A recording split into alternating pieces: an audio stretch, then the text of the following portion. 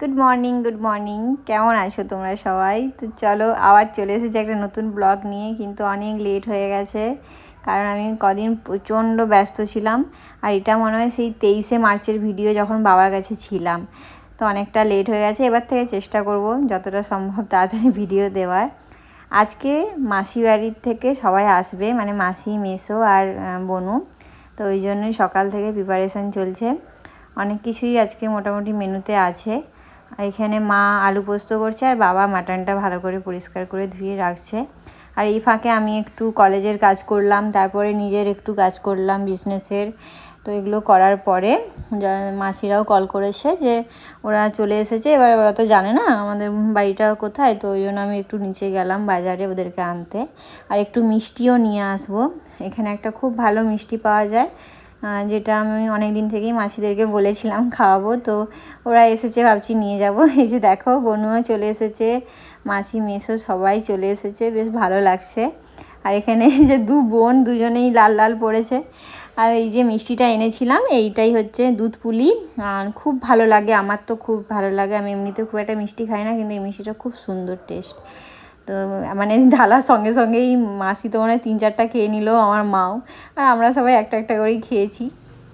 আর এখন হচ্ছে আমার রান্নার দায়িত্ব। চিকেন কষাটা আমি বানিয়েছি, কারণ মাসি মাটন খায় না, তো মাসির জন্য চিকেন কষা বানিয়েছি। আর তারপরেই বানানো হয়ে যেতেই তারপরেই সবাইকে খেতে দিয়ে দিল মা।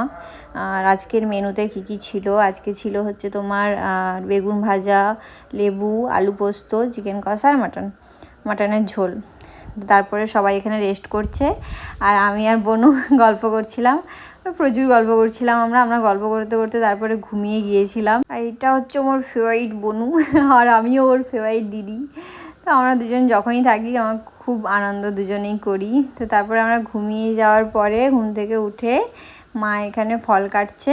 একটা পাকা পেঁপে এনেছিল বাবা, তো ওটাই কাটলো। আর বাকি সব ফল টল খেয়ে তারপরে এখন মাসিরা চলে যাচ্ছে বাড়ি, কারণ বাড়ি গিয়ে হচ্ছে মাসি আবার সন্ধ্যা দেবে। মাসিদের মন্দির আছে, তো ওই জন্য থাকতে পারবে না, তো সেই জন্য বাড়ি চলে যাচ্ছে। আর আমি ভাবলাম একটু নিচে দিয়ে আসি। আর আমার ঠান্ডা লাগার জন্য গলাটা একটু খসখস করছিল, তো ওই জন্য একটু ভিক্স নিয়েছিলাম। আর দেখো কেমন বৃষ্টি হচ্ছে সন্ধ্যে থেকে, অনেকটাই বৃষ্টি হয়েছে, প্রায় 2-3 দিন ধরে। তো তারপরে আমি একটা মিষ্টি খেলাম, তখন আমার খাওয়া হয়নি, তো এই জন্য এখন খেলাম। আর সত্যি বলছি, মিষ্টিটা খুব ভালো খেতে, খুব ভালো টেস্ট, আমার তো বেশ ভালোই লাগে। তারপরে সন্ধ্যেতে মা গরম গরম রুটি বানাচ্ছিল, আর আমার খুব খিদে পেয়ে গিয়েছিলো, একটু রুটি খেয়েছিলাম। আর রাতে হচ্ছে ওই সকালেই মানে সব কিছুই তো বেশি বেশি হয়ে গিয়েছিলো, তো সেগুলো দিয়েই ডিনারটা কমপ্লিট করলাম। তারপরে একটা সিনেমা দেখলাম। তো যাই হোক, আজকে তোমার তো এইটুকুই। তোমরা সবাই খুব ভালো থেকো, সুস্থ থেকো। আর আমার ব্লগটা ভালো লাগলে অবশ্যই একটা লাইক করে দিও। টাটা।